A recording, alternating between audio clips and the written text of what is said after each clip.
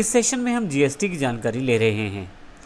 पिछले सेशंस में हमने देखा कि इंडियन बिजनेस सिनेरियो क्या है, टैक्सेशन सिस्टम क्या है, जीएसटी क्या है, उसका इम्प्लीमेंटेशन क्या है और ड्यूल टैक्सेशन सिस्टम किस प्रकार से भारत में लागू किया जाएगा।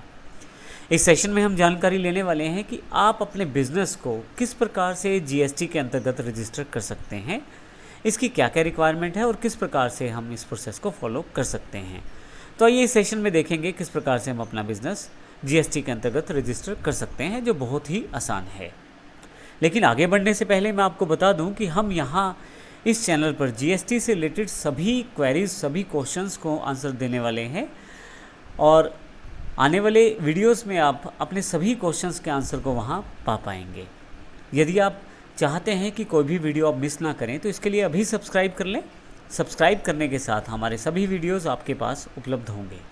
तो आइए शुरू करते हैं किस प्रकार से आप अपने बिजनेस को रजिस्टर कर सकते हैं जीएसटी के अंतर्गत। जीएसटी की रजिस्ट्रेशन के लिए आप भारत सरकार की gst.gov.in वेबसाइट पर जा सकते हैं।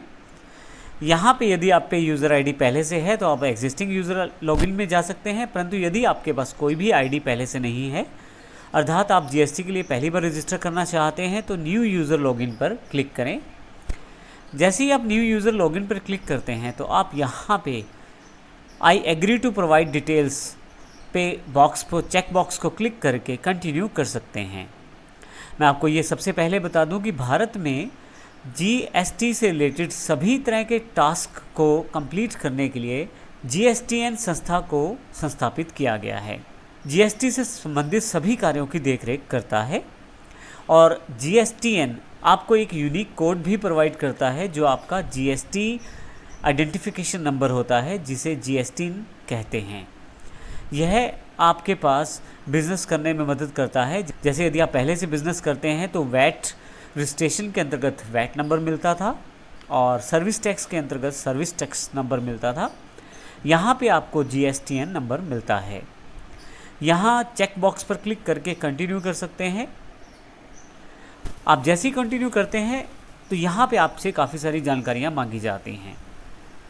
आपका बिज़नेस किस प्रकार का है, क्या पार्टनरशिप है, यदि है तो उसका रजिस्ट्रेशन सर्टिफिकेट दें आप। इसके अतिरिक्त प्रिंसिपल प्लेस ऑफ बिजनेस कौन सा है आपका।